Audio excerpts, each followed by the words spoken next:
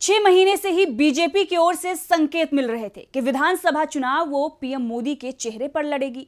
मध्य प्रदेश जहां पार्टी की सरकार है, जहां 17 साल से सीएम शिवराज सिंह चौहान है, वहां भी पार्टी ने पीएम मोदी के चेहरे पर चुनाव लड़ने का फैसला किया।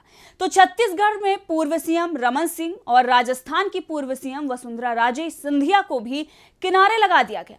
हर जगह पीएम मोदी का ही चेहरा आगे रखा गया है। हालात ये हो गए थे कि पीएम मोदी, गृह मंत्री अमित शाह और पार्टी के अध्यक्ष जेपी नड्डा जब मध्य प्रदेश में रैली करते तो मंच से राज्य के सीएम शिवराज सिंह चौहान का नाम तक नहीं लेते। तो दूसरी ओर राजस्थान में पीएम मोदी की रैलियों में दूसरे नेताओं को तो बोलने दिया जाता, लेकिन वसुंधरा राजे का भाषण तक नहीं कराया जाता था और पीएम मोदी भी पूर्व सीएम राजे का नाम नहीं लेते। जबकि छत्तीसगढ़ में पूर्व सीएम रमन सिंह भी किनारे लगा दिए गए थे। पार्टी ने हर राज्य में चुनाव प्रचार के केंद्र में पीएम मोदी को ही रखा।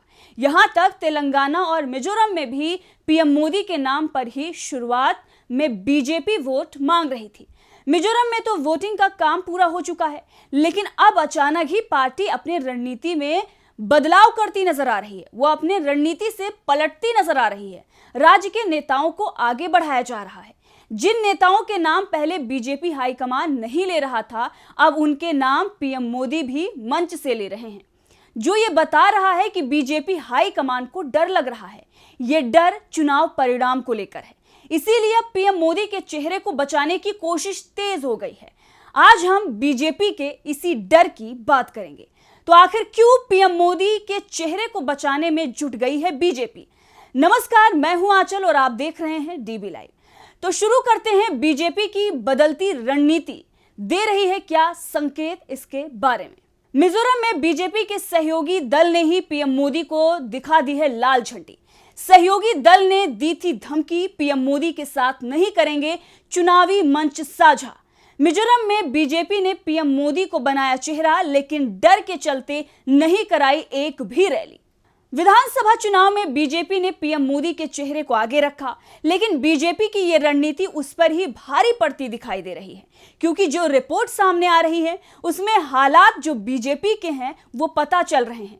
हालात बेहद ही खराब बताई जा रही है और इसी के चलते पीएम मोदी की रैलियों की संख्या भी घटाई जा रही है। कर्नाटक में पीएम मोदी ने 19 सभाएं और 6 रोड शो किए, लेकिन पार्टी के हाथ जबरदस्त हार मिली और इसका असर अब बीजेपी की रणनीति पर दिखाई दे रहा है।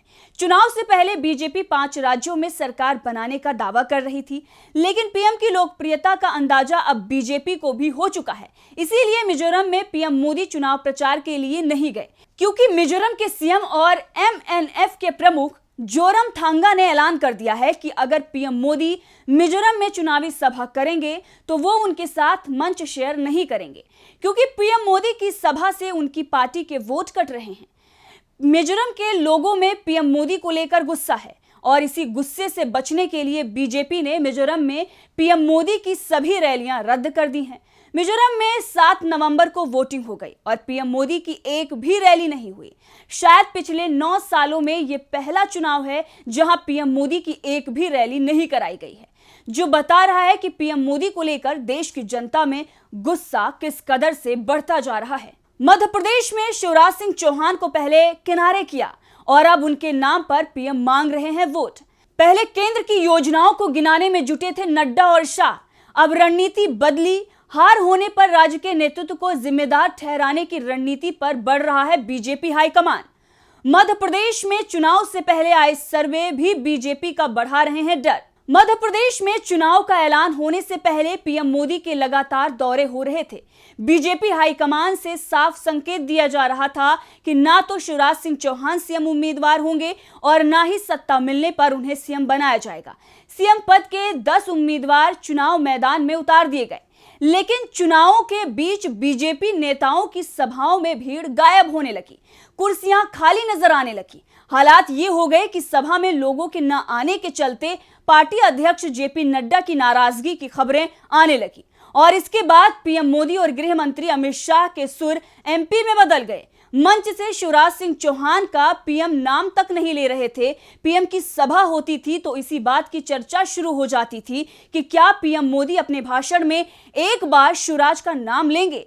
उनकी सरकार की एक उपलब्धि बताएंगे, लेकिन पीएम ने ना तो शिवराज का नाम लिया था और ना ही शिवराज सरकार की उपलब्धियां गिनाई थी। लेकिन अब अचानक ही बीजेपी हाईकमान ने पलटी मार ली है। अब शिवराज का नाम और उनकी योजनाओं का बखान पीएम भी कर रहे हैं। ये बदलाव उन रिपोर्टों के बाद आया है जिसमें कहा गया है कि एमपी बीजेपी के हाथ से फिसल चुका है। इसके बाद अब पीएम मोदी के चेहरे को पीछे रखने की रणनीति पर काम शुरू हो गया है।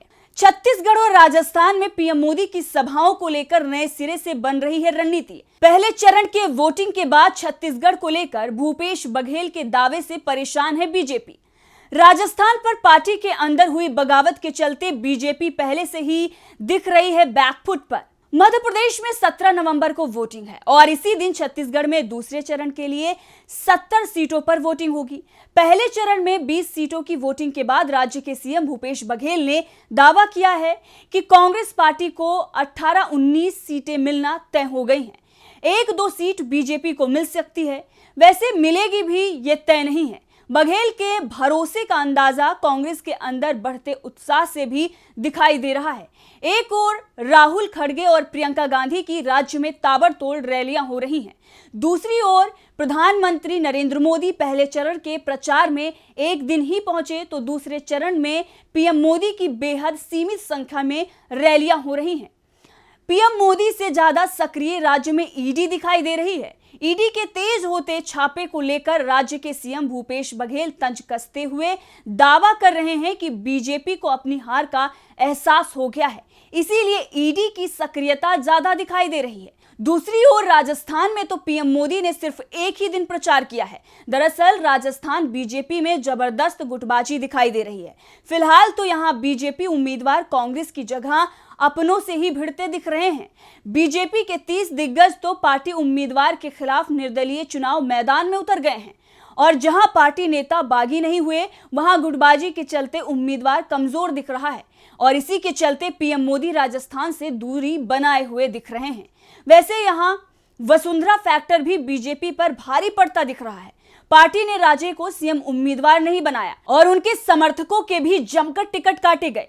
चुनाव के ऐलान से पहले पीएम मोदी के मंच से वसुंधरा को भाषण तक नहीं देने दिया गया और अब राजे समर्थकों का गुस्सा पार्टी पर भारी पड़ता दिखाई दे रहा है। बात पांचवें और आखिरी चुनावी राज्य तेलंगाना की करें तो यहां पीएम मोदी की सिकंदराबाद रैली में मचे हंगामे के चलते पार्टी बैकफुट पर दिखाई दे रही है। पहला तो रैली में उस हिसाब से भीड़ नहीं आई जिसकी उम्मीद पार्टी को थी। दूसरा, रोजगार से परेशान एक युवती सभा स्थल पर बने खंभे पर चढ़ गई जिसने पार्टी की फजीहत अलग से करा दी। विपक्ष इस मुद्दे पर पीएम मोदी की घेराबंदी कर रहा है। फिलहाल तो बीजेपी के अंदर अब जिस तरह से पीएम मोदी को पीछे किया जा रहा है उससे साफ लग रहा है कि पार्टी 5 राज्यों में बुरी तरह से फंसी दिख रही है। इसीलिए पीएम मोदी के चेहरे को बचाने की कोशिश हो रही है क्योंकि विधानसभा चुनाव के 4 महीने बाद ही लोकसभा चुनाव होने हैं।